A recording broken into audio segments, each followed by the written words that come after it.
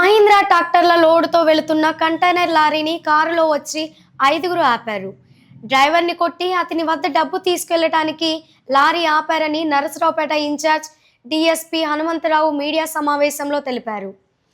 వీళ్ళు లారీని ఆపటం వల్ల వెనుక నుంచి వచ్చిన విద్యార్థుల కారు లారీని ఢీకొట్టిందని సీసీ కెమెరాలో లభ్యమైన వీడియో పరిశీలిస్తే వీళ్ళు ఆపడం వల్లే ప్రమాదం జరిగిందని నిర్ధారణ అయింది. వీళ్ళని ఈ రోజు కోర్టులో హాజరుపరుస్తున్నాము. రిమాండ్ వేసిన తర్వాత కస్టడీకి తీసుకొని మరింత సమాచారం రాపడతామని, వీళ్ళ మీద మర్డర్ కేసు నమోదు చేశామని, వీళ్ళపై గతంలో చాలా కేసులు ఉన్నట్టు తెలిసిందన్నారు. తండ్రి సహకారం కూడా ఏమీ లేదని డిఎస్పీ తెలిపారు. ముద్దాయిలు మదమంచి వెంకట అనుజ్ఞ నాయుడు 32, చిట్టి మహేష్ 29, బెల్లంకొండ గోపి 31, షేక్ నబీ బాషా 25, నాలి వెంకటరావు 38లను మీడియా ముందు ప్రవేశపెట్టారు.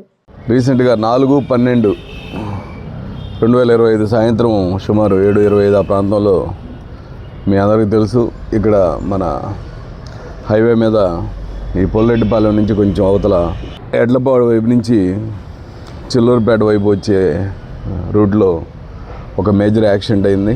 అందులో ఒక కారులో ప్రయాణిస్తున్నటువంటి వ్యక్తులు లారీకి మహీంద్రా ట్రాక్టర్స్ తీసుకుని వెళ్తున్నటువంటి ఒక కంటైనర్ లారీ, పెద్ద లోడు లారీ, సుమారు 8 ట్రాక్టర్లు ఉన్నాయి అందులో, మహీంద్రా ట్రాక్టర్లు. ఆ ట్రాక్టర్లు తీసుకెళ్తున్నటువంటి కంటైనర్ లారీని వెనక నుంచి బాగా స్పీడ్గా హిట్ చేయడం జరిగింది. దాంతో అక్కడ స్పాట్లో మొత్తం 4 చనిపోయారు, ఒక అతను హాస్పిటల్లో చనిపోయాడు. చనిపోయిన వాళ్ళు వచ్చేసి మేడగం రామిరెడ్డి మరియు అతని శిష్యులు, వీళ్ళంతా కూడా ఇంజనీరింగ్ కాలేజీ స్టూడెంట్స్. ఇదంతా కూడా మీ అందరికీ తెలుసు. అయితే ఇందులో అన్ఎక్స్పెక్టెడ్గా మనకి తెలియవచ్చింది ఏంటంటే, అక్కడ నేషనల్ హైవే వాళ్ళ సీసీ కెమెరాలు మనకి అవైలబుల్ అయినాయి. వెంటనే మా ఎస్ఐ గారు, నాదెండ్ల ఎస్ఐ గారు వాటిని తీసుకోవడం జరిగింది. తీసుకొని మాకు చూపించిన దాని మీద చూస్తే లారీ ఏదైతే మహీంద్రా ట్రాక్టర్స్ని లెఫ్ట్కి తీసుకెళ్తా ఉందో, అంటే వెళ్తా ఫస్ట్ లైన్లో వెళ్ళి అతను సడన్గా లెఫ్ట్కి తిప్పాడు. ఎందుకు తిప్పాడు, అక్కడ తిప్పాల్సిన అవసరం ఏమొచ్చింది, అక్కడ స్టాపింగ్ పాయింట్ కూడా లేదు కదా లారీ అని మేము వెరిఫై చేసినప్పుడు, దానికంటే ముందు ఈ వెనక చూపిస్తున్న ముద్దాయిలు ప్రయాణిస్తున్నటువంటి కారు, ఆ కారులో వీళ్ళు ఆ వెనక నుంచి వచ్చి ఫాస్ట్గా వచ్చి కారుని బైపాస్ చేసి ముందుకు వచ్చేసి, ఇందులో ఇటు సైడ్ నుంచి ఇతను కనిపిస్తున్నటువంటి దాంట్లో వెనక అతను A1 మదమంచి వెంకట అనుజ్ఞ నాయుడు, అతని అనుంగు శిష్యుడు పుల్లంశెట్టి మహేష్ అని ఈ రెండో అతను ఏం చేశాడంటే, డ్రైవింగ్ ఏమో ఇతను చేస్తున్నాడు A1 వెంకట నాయుడు. అతను డ్రైవింగ్ చేస్తామంటే ఇతను పక్కన చేయబెట్టి ఇట్లా ఆపాడనమాట.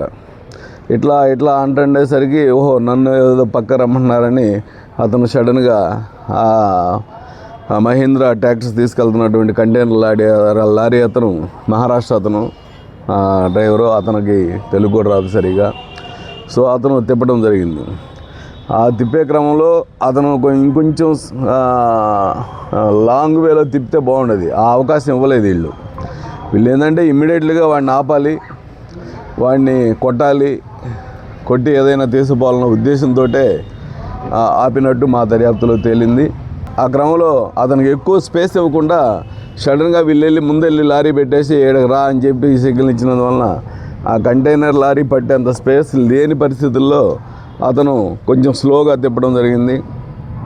ఈలోపు ఈ యొక్క ఇంజనీరింగ్ కాలేజ్ స్టూడెంట్స్ ప్రయాణిస్తున్నారు. వాళ్ళు వినుకొండ వెళ్ళడానికి వెళ్తూ ఉన్నారు గుంటూరు నుంచి. వీళ్ళు వెనక నుంచి కొంచెం వాళ్ళేం పెద్ద స్పీడ్ అయితే లేరు వాస్తవంగా.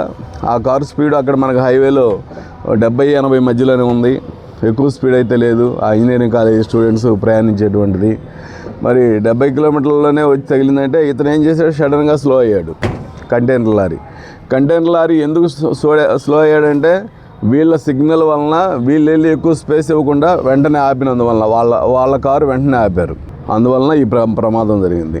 అంటే ఆ విషయం తెలుసు వీళ్ళకి, మనం ఆపితే ఆపుతాడు, చెయ్యి ఆపితే ఆపుతాడు, ఆపి పక్కకు తీసుకుంటాడు, ఆ క్రమంలో ఎవరైనా ప్రమాదం జరిగే అవకాశం కూడా ఉందని వీళ్ళకి తెలిసి చేశారు కాబట్టి వీళ్ళని ఈ మర్డర్ కిందే పెడుతున్నాము. వీళ్ళని మర్డర్ అంటే మర్డర్ కాని మర్డర్ అనమాట. తెలిసి ఇంటెన్షనల్గా చేశారు కాబట్టి మేము ఈ మర్డర్ కాని మర్డర్లో పెట్టడం జరుగుతుంది. వీళ్ళని ఈరోజు అరెస్ట్ చూపించడం జరుగుతుంది. అయితే ఎందుకు పెట్టాల్సి వస్తుందంటే వీళ్ళ చరిత్రను కూడా ఒకసారి మేము పరిశీలిస్తే వీళ్ళని ఉదయం 8 గంటలకు అదుపులోకి తీసుకున్నాము, విచారణ చేస్తున్నాము.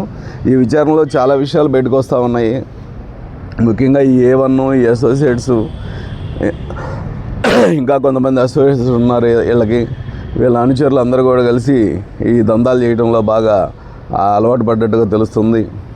ముఖ్యంగా ఇతను A1 A2లు చాలా అన్రిజిస్టర్డ్ క్రైమ్లు కూడా ఉన్నట్టు తెలుస్తుంది. అవి కూడా వెరిఫై చేస్తున్నాము. ముఖ్యంగా ప్రస్తుతానికైతే ఈ కోటప్పకొండలో ఒక క్రిమినల్ కేసు నమోదై ఉంది. అలాగే కోటప్పకొండకి యువతల వైపున అప్పుడు డిమానిటైజేషన్ టైంలో ఒక 50 లక్షలు ఇస్తామని చెప్పి 10 లక్షలు ఇస్తే 50 లక్షలు ఇస్తామని చెప్పి డిమానిటైజేషన్ అమౌంట్ని ఆ 10 లక్షలు తీసుకెళ్ళి ఇతను 3-4 సహాయంతో ఖర్చు పెట్టాడు. ఆ కేసు కూడా ఉంది. ఇతని మీద ఇంకా అన్రిజిస్టర్డ్ కేసులు ఉన్నాయి. ఇతని అసోసియేట్స్ కూడా అన్రిజిస్టర్డ్ కేసులు ఉన్నాయి. వీళ్ళు దొంగ బండ్లు కూడా తీసుకొచ్చి ఇతను వేరే వాళ్ళ సహాయం తీసుకొని వాటికి దొంగ ప్లేట్లు కూడా వేసి అమ్ముతున్నాడని కూడా మాకు సమాచారం ఉంది. దాని మీద కూడా దర్యాప్తు చేస్తున్నాము. అయితే ఇప్పటి వరకు అయితే ఈ 5 చనిపోవడానికి వీళ్ళు ప్రధాన కారణంగా భావించి వీళ్ళని అదుపులోకి తీసుకొని పూర్తి స్థాయిలో దర్యాప్తు చేసిన పిదప ఆ 5 చనిపోవడానికి వీళ్ళే ప్రధాన కారణంగా భావించి వీళ్ళని ఈరోజు 8 గంటలకి ఉదయం అరెస్ట్ చేసి ఈరోజు కోర్టుకు పెట్టడం జరుగుతూ ఉంది. వీళ్ళని వెంటనే మేము పోలీస్ కస్టడీకి కూడా తీసుకుంటాము. పోలీస్ కస్టడీకి తీసుకొని వీళ్ళ యొక్క నేరాలు, ఈ యొక్క వెహికల్స్ దందాలు, వెహికల్స్ రికార్డు మార్చడము ఇవన్నీ కూడా ఉన్నాయి. ఇన్ఫ్యాక్ట్ ఇప్పుడు వీళ్ళు వాడుతున్నటువంటి వెహికల్ కూడా అది కూడా ఏదో దొంగతనం చేసింది కానీ లేకపోతే ఎక్కడైనా కానీ స్క్రాప్లో కొని దానికి సంబంధం లేనటువంటి యొక్క నంబర్ ప్లేట్ పెట్టుకొని వాడుతూ ఉన్నాడు ఇతను. అలాంటి ఇంకా చాలా ఉన్నాయని తెలుస్తూ ఉంది. సో ఇవన్నీ కూడా మేము ఒక తదుపరి దర్యాప్తులో వెరిఫై చేయాల్సిన అవసరం ఉంది కాబట్టి వీళ్ళని వెంటనే మేము మ్యాజిస్ట్రేట్ గారికి పోలీస్ కస్టడీకి పిటిషన్ వేసి పోలీస్ కస్టడీకి తీసుకొని తదుపరి దర్యాప్తు కంప్లీట్ చేస్తాం.